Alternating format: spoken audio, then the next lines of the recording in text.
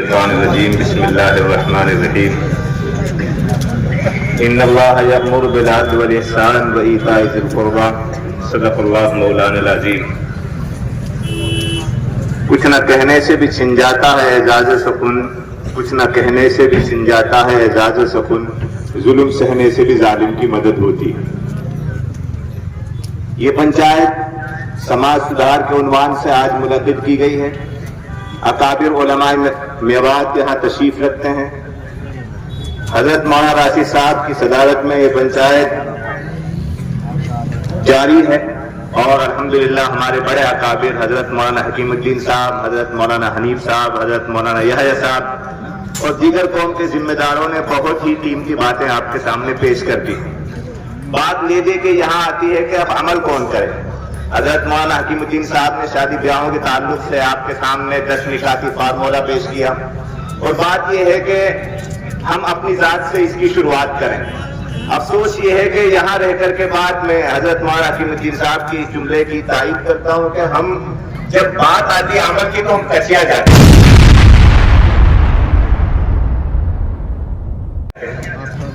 آگے کے لیے ہم عزم کریں، ارادہ کریں کہ آج بہت ساری برائیوں کا تعلق عوام سے ہے اور شاید وہ مجمع یہاں ہے نہیں بہت بڑا جن کے اندر یہ برائیاں ہیں، لیکن کچھ برائیاں ایسی ہیں کہ جس کا تعلق اس پورے مجمع سے، جو اسٹیج پر بیٹھا ہے یہ بھی اس برائی میں مبتلا ہے اور جو یہ سامنے بیٹھے ہیں سب اس برائی میں مبتلا ہے، اور وہ ہے جہیز۔ بہت معمولی تعداد ایسی ہوگی گنے چنے، ان کو انگلیوں پہ گنا جا سکتا ہے کہ اس مجمع میں جو اسٹیج پر تشریف رکھتے ہیں کہ انہوں نے اپنے بچیوں کی شادی، اپنی بچیوں کی شادی سنت شریعت کے مطابق سادگی کے ساتھ کی ہوگی۔ الحمدللہ مجھے اس بات پر فخر ہے، کبھی میرے بچے تو اس قابل نہیں ہوئے کہ میں ان کی شادی کروں، میرا ارادہ ہے۔ میرے 3 سگے بھائیوں کی شادیاں ہوئی ہیں، میں نے کوشش کی اپنے والد کو سمجھایا کہ ان کی شادی سادگی کے ساتھ ہو، لیکن میں اس میں بڑی حد تک مجھے کامیابی نہ ملی، تو میں نے اس فارمولے پر عمل کرتے ہوئے کہ اپنا آپ کو تو بچانا، سگے 3 بھائیوں کی شادیوں کو اور مکمل بھائی کاٹتے ہیں، کسی طرح کی اس میں شرکت نہیں کی، اور آنے والے میرے جو بچے ہیں ابھی ہو سکتا ہے 4-5 سال کے بعد وہ شادی کی عمر کو پہنچ جائیں۔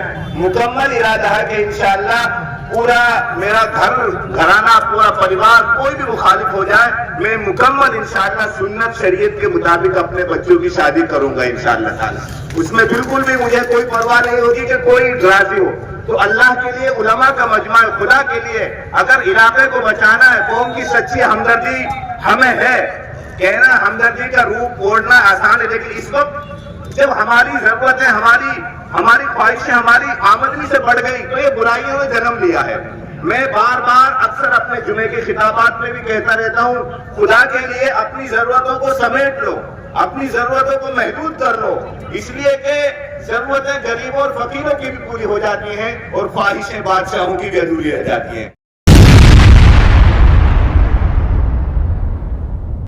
تم اپنی خواہش، اپنی شادیوں کو ضرورتوں کے مطابق کرو، شریعت کے مطابق کرو، خواہش کے مطابق مت کرو، ورنہ خواہشوں کی کوئی حد نہیں ہے۔ ابھی آپ نے دیکھا غریب لوگ لٹ گئے، کتنی بڑی اربوں روپے، کروڑوں روپے غریبوں کے۔ میں اپنے علاقے میں، اپنے محلے میں ایسے لوگوں کو جانتا ہوں جو واقعتاً انہوں نے سود پر قرضہ لے کر کے وہ 1,10,000 روپے یا 1.5 لاکھ روپے جمع کیے تھے، لیکن آج ان کی حالت یہ ہے کہ وہ قرض دار بھی ہو گئے اور ان کے بچوں کی شادیاں بھی نہ ہو سکی۔ تو اس طرح آپ کے ساتھ ٹھگی ہوتی رہے گی۔ خدا را اس برائی سے بالکل عزم مصمم کیجئے، توبہ کیجئے۔ دوسری بات مجھے یہ عرض کرنی ہے کہ علاقہ میوات یہ صرف میووں کا نہیں ہے، یہ علاقہ میوات جاٹوں کا بھی ہے، یہ سکھوں کا بھی ہے، یہ دلتوں کا بھی ہے، یہ سینیوں کا بھی ہے، یہ گجروں کا بھی ہے، سب کا ہے، اور اس علاقے کی حفاظت کرنا ہم سب کی ذمہ داری ہے۔ اور یہ جاٹوں کو بھی سمجھنا ہے، گجروں کو بھی سمجھنا ہے، جو علاقے میں بسنے والے لوگ ہیں، کہ ان سب کو میوات کی بھلائی اور ترقی کے لیے میدان میں آگے آنا ہوگا۔ نہ تیرا ہے نہ میرا ہے، یہ علاقہ میوات سب کا ہے۔ نہیں سمجھی گئی یہ بات تو نقصان سب کا ہے، نقصان سب کو اٹھانا پڑ رہا ہے اس کا۔ میں بہت سے ایسے میرے غیر مسلم دوست ہیں جو اس کا خمیازہ بھگت رہے ہیں، حالانکہ جانے انجانے میں انہوں نے میوات کو بدنام کرنے کی کوشش کی، میڈیا پر اس طرح الٹے سیدھے بیان دیے، لیکن آج ان کو پچھتانا پڑ رہا ہے کہ ان کے بچوں کے رشتے نہیں ہو رہے، کہ جب میوات اتنا بدنام ہے، میوات میں تمہاری بیٹیوں کو اٹھا کر لے جایا جاتا ہے تو پھر ہم تمہاری بچیاں محفوظ نہیں ہے۔ بچہ پسند ہے، ان کی کنڈیشنیں ہوتی ہیں کہ بھائی تم سے شادی تو کر دیں گے، ہم بچی دے دیں گے، لیکن رہنا تمہیں گڑگاؤں میں آگے پڑے گا۔ اس طرح کی کنڈیشنیں لگائی جاتی ہیں۔ اس لیے ہم اپنے برادران وطن غیر مسلم میواتیوں سے عرض کرنا چاہتے ہیں، خدا کے لیے میوات کی جو برائیاں ہیں ان کو حد سے زیادہ بڑھا چڑھا کر پیش نہ کیا جائے۔ جس درجے کی برائی ہے اس کو روکنے کے لیے کوشش کی جائے، اور ظلم کو روکنے کے لیے چاہے میں اکثر ایک واقعہ سنا کر اپنی بات ختم کرتا ہوں کہ اگر آپ چاہتے ہیں کہ ہمارے علاقے میں امن و امان قائم ہو، چوری ختم ہو، ٹٹو بازی ختم ہو، دھوکے بازی ختم ہو، تو ظلم کا خاتمہ ضرور ہے، انصاف کا قیام بہت ضروری ہے۔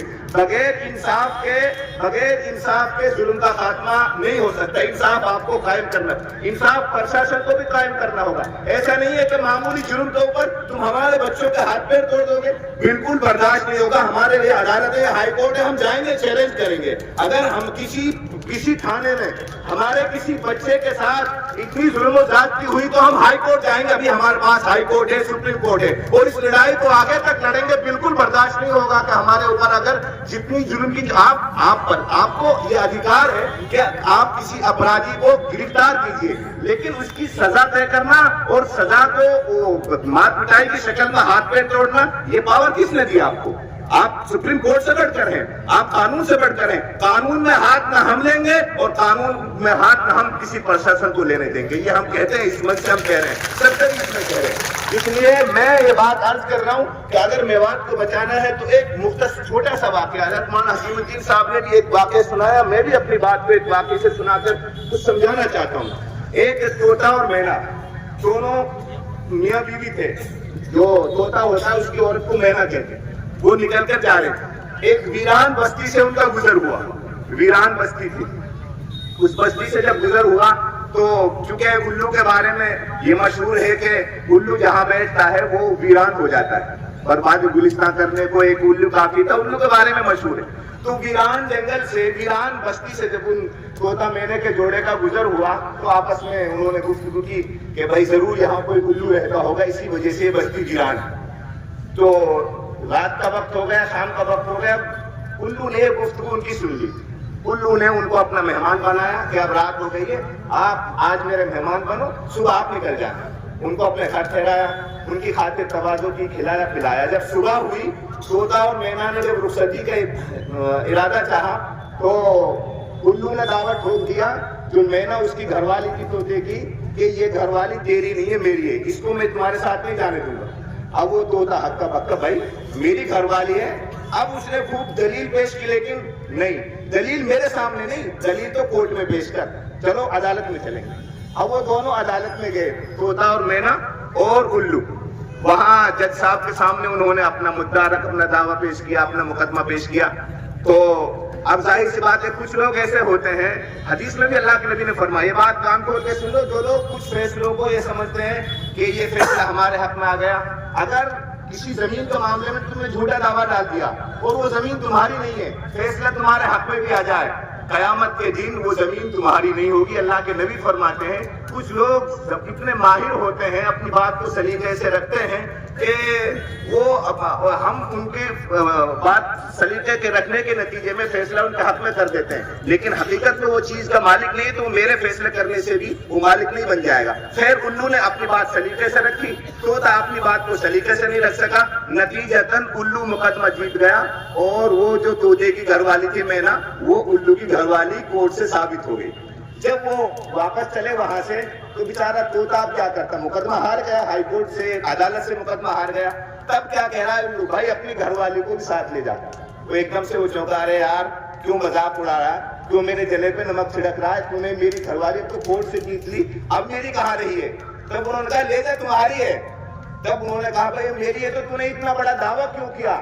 تب انہوں نے بتایا کہ دیکھو تم نے یہ بات کہی تھی نا کہ یہ بستی ویران ہے، میں تمہیں یہ پروو کرنا چاہتا تھا، ثابت کرنا چاہتا تھا کہ بستیاں ویران الو کو بیٹھنے سے نہیں ہوتی، بستیاں تب ویران ہوتی ہیں جب عدالتوں سے فیصلے ناحق ہوتے ہیں۔ اب آپ نے دیکھا کہ یہ گھر والی آپ کی تھی، میری تھی، आपकी थी और अदालत से फैसला मेरे हक में हो गया। जब जुल्म होता है, नाइंसाफी होती है, तो बस्तियां वीरान हो जाती है। इसलिए हम प्रशासन से अपील करते हैं हाथ जोड़कर, जरूर आप अपना काम कीजिए, लेकिन कानून हाथ में आप भी मत लीजिए। घर तोड़ने का अधिकार आपको किसने दिया? हाथ पैर तोड़ने का अधिकार आपको किसने दिया? इसलिए जुल्म के खिलाफ हम आवाज उठाएंगे। ये हमारा कानूनी अधिकार है, हमारा राइट है कि हम जुल्म कोई भी करे, हमारे समाज में से कोई जुल्म करे, हम उसके खिलाफ भी आवाज उठाएंगे। सरकार जुल्म करे तो सरकार के खिलाफ भी जुल्म आवाज उठाएंगे। और ये कहते हुए हम आवाज उठाएंगे कि इधर आ सितमगर, इधर आ सितमगर, हुनर आजमाए तो तीर आजमा, हम जिगर आजमाए। हम जुल्म के खिलाफ दबने वाले नहीं है, हम अपनी आवाज को मजबूती से उठाएंगे। लेकिन मैं हाथ जोड़कर अपने नौजवानों से अपील करता हूँ, खुदारा इस मेवात को बचा लीजिए, खुदारा रोजगार से जुड़ जाइए, खुदारा अपनी जिंदगी को शौक और ख्वाहिशों से नीचे ले आइए, जरूरतों के मुताबिक अपनी जिंदगी गुजारे। इंशाअल्लाह अल्लाह ने बहुत कुछ दिया हुआ है आपको। लूले लंगड़े भी कमारे, ट्रेनों में जाकर के देखो, लूले लंगड़े अपाहज लोग कुछ बेचते हैं सामान, वो मांगते नहीं है। इसलिए अपनी जिंदगी को बिल्कुल थार में तुम्हारा फ्यूचर नहीं है। थार मतलब अफसोस की बात है, तुम्हारे पास एप्पल के मोबाइल, तुम्हारे पास पता नहीं। अब तो मौलाना हकीमुद्दीन साहब जो कह रहे थे कि भाई अभी तो भैंस खड़ी करवाने के लिए भी हमारे पास नक्कस आ रहा है। अरे मेरे साथी यहाँ मौलाना दिलशाद बैठे, अब तो मामला यहाँ तक पहुँच गया, इनके पास एक साथी आए और कहने लगे मौल साहब यसी में पढ़ दे, यसी में पढ़ दे।